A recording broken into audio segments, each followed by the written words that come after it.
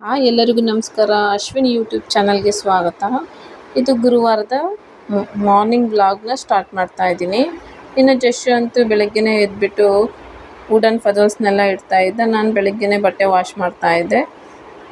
ಅದಾದ ನಂತರ ಬೆಳಗ್ಗೆ ಟಿಫನ್ಗೆ ಉಪ್ಪಿಟ್ಟು ಮಾಡ್ಕೊಳ್ಳೋಣ ಅಂತೇಳಿ ರವೆನ ಹುರ್ಕೊಳ್ತಾ ಇದ್ದೀನಿ.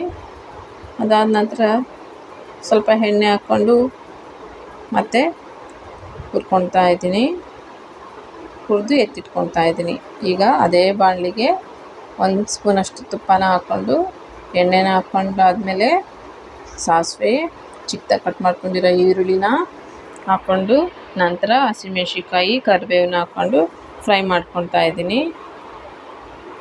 ಅದಾದಮೇಲೆ ಚಿಕ್ಕದಾಗಿ ಕಟ್ ಮಾಡ್ಕೊಂಡಿರೋ ಟೊಮೆಟೊ ಜೊತೆ ಸ್ವಲ್ಪ ಉಪ್ಪು ಹಾಕ್ಕೊಂಡು ಚೆನ್ನಾಗಿ ಫ್ರೈ ಮಾಡ್ಕೊಳ್ತಾ ಇದ್ದೀನಿ.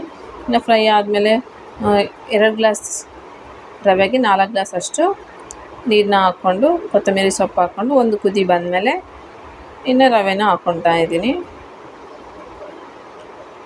ಇನ್ನು ನೋಡಿ ಈ ಥರ ಆದಮೇಲೆ ಚೆನ್ನಾಗಿ ಮಿಕ್ಸ್ ಮಾಡ್ಕೋಬೇಕು, ಇಲ್ಲಾಂದರೆ ಫುಲ್ ಗಂಟಾಗ್ಬಿಡುತ್ತೆ. ಈ ಥರ ಮೆಲ್ಲಗೆ ಈ ಥರ ಎಲ್ಲ ಮಿಕ್ಸ್ ಮಾಡ್ಕೋಬೇಕು. ಇನ್ನು ಪೆಸರಟ್ಟು ಮಾಡೋಕ್ಕೆ ಅಂಥೇಳಿ ನೈಟೇ ನೆನೆಸಿಟ್ಕೊಂಡಿದ್ದೆ ಹೆಸ್ರು ಕಾಳು ಮತ್ತು ಅಕ್ಕಿನ. ಅದಕ್ಕೆ ಒಂದು ಮಿಕ್ಸಿ ಬೌಲ್ಗೆ ಹಾಕ್ಕೊಳ್ತಾ ಇದ್ದೀನಿ. ಇದ್ರ ಜೊತೆ ಶುಂಠಿ, ಹಸಿಮೆಣ್ಸಿನ್ಕಾಯಿನ ಹಾಕ್ಕೊಂಡು ಮಿಕ್ಸಿ ಮಾಡಿಕೊಂಡು ಒಂದು ಬೌಲ್ಗೆ ಹಾಕ್ಕೊಳ್ತಾ ಇದ್ದೀನಿ. ನಂತರ ಸ್ವಲ್ಪ ಉಪ್ಪು ಹಾಕ್ಬಿಟ್ಟು ಚೆನ್ನಾಗಿ ಮಿಕ್ಸ್ ಮಾಡ್ಕೊಳ್ತಾ ಇದ್ದೀನಿ. ದೋಸೆ ತವಾನ ಬಿಸಿ ಮಾಡೋಕ್ಕೆ ಅಂತ ಇಟ್ಕೊಂಡಿದ್ದೆ. ಅದು ಬಿಸಿ ಆದಮೇಲೆ ದೋಸೆನ ಹಾಕ್ಕೊಳ್ಳೋಣ.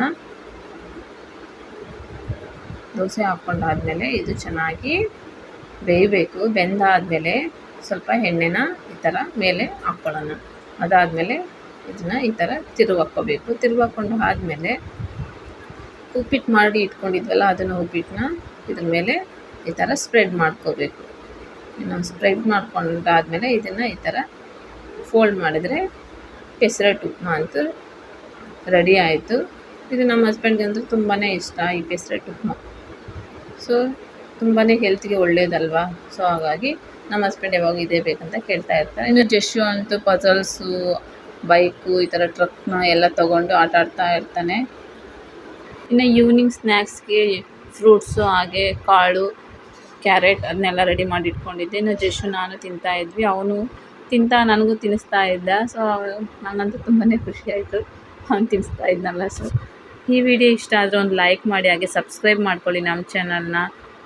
ಹೇಗಿತ್ತಂತ ಕಮೆಂಟ್ ಮಾಡಿ. Thank you so much.